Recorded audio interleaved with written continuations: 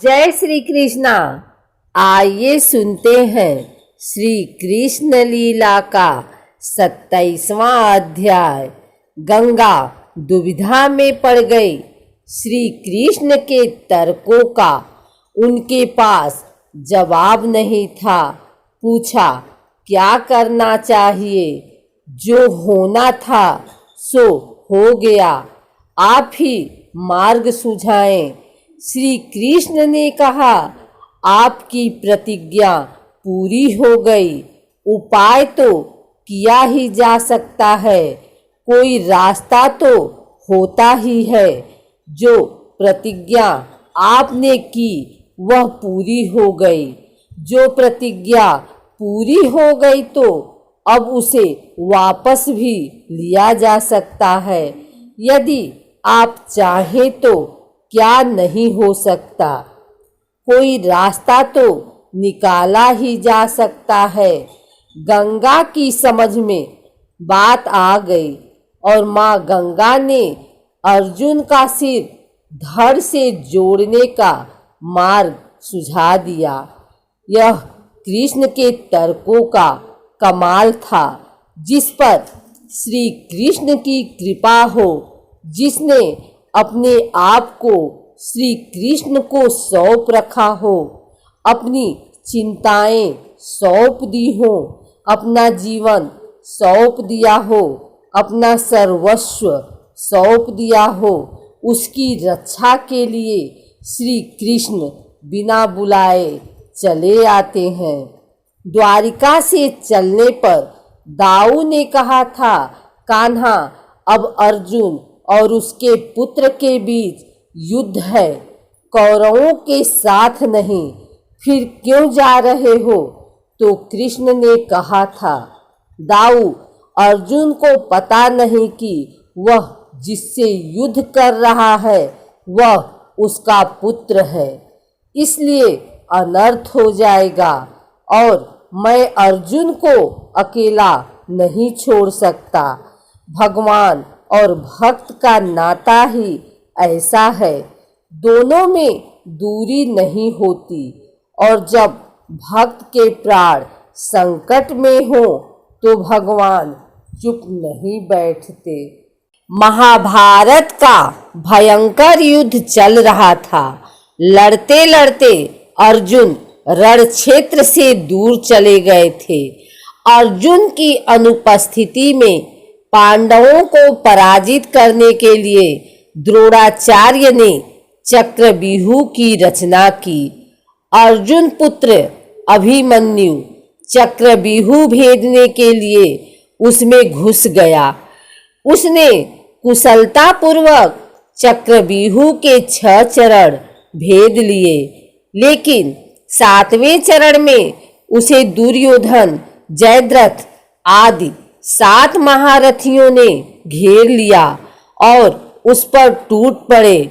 जयद्रथ ने पीछे से निहत्थे अभिमन्यु पर जोरदार प्रहार किया।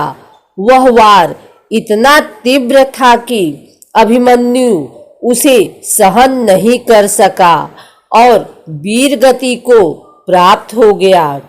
अभिमन्यु की मृत्यु का समाचार सुनकर अर्जुन क्रोध से पागल हो उठा। उसने प्रतिज्ञा की कि यदि अगले दिन सूर्यास्त से पहले उसने जयद्रथ का वध नहीं किया तो वह आत्मदाह कर लेगा। जयद्रथ भयभीत होकर दुर्योधन के पास पहुंचा और अर्जुन की प्रतिज्ञा के बारे में बताया। दुर्योधन उसका भय दूर करते हुए बोला, चिंता मत करो मित्र, मैं और सारी कौरव सेना तुम्हारी रक्षा करेंगे। अर्जुन कल तुम तक नहीं पहुंच पाएगा, उसे आत्मदाह करना पड़ेगा। अगले दिन युद्ध शुरू हुआ। अर्जुन की आंखें जयद्रथ को ढूंढ रही थी, किंतु वह कहीं नहीं मिला। दिन बीतने लगा। धीरे धीरे अर्जुन की निराशा बढ़ती गई। यह देख श्री कृष्ण बोले, पार्थ, समय बीत रहा है और कौरव सेना ने जयद्रथ को रक्षा कवच में घेर रखा है।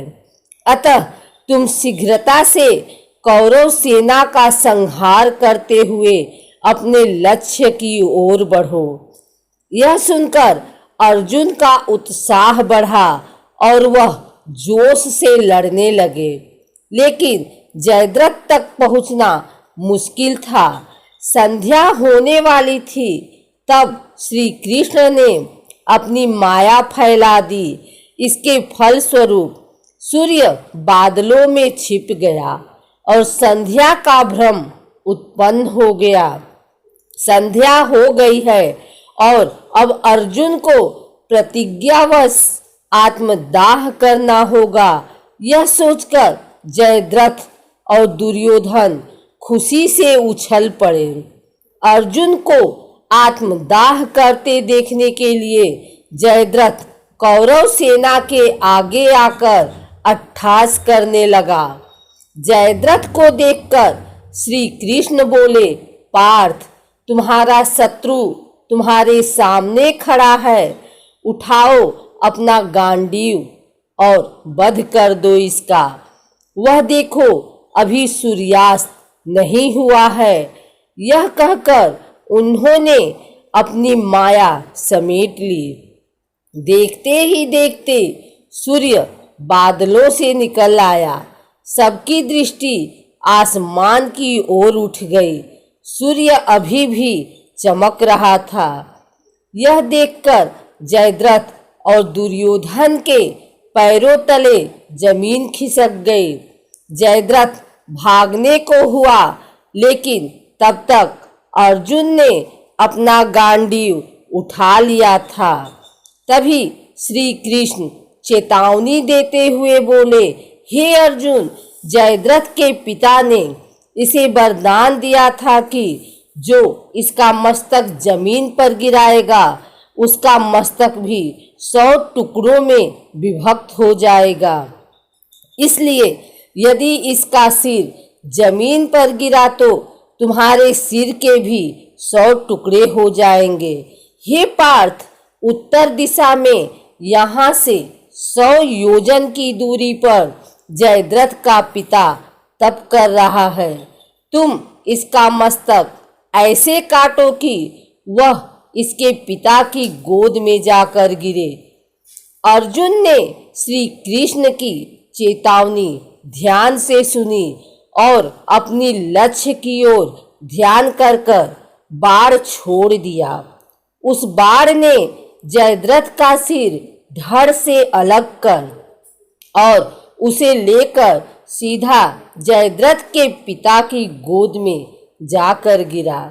जयद्रथ का पिता चौंक कर उठा तो उसकी गोद में से सिर जमीन पर गिर गया।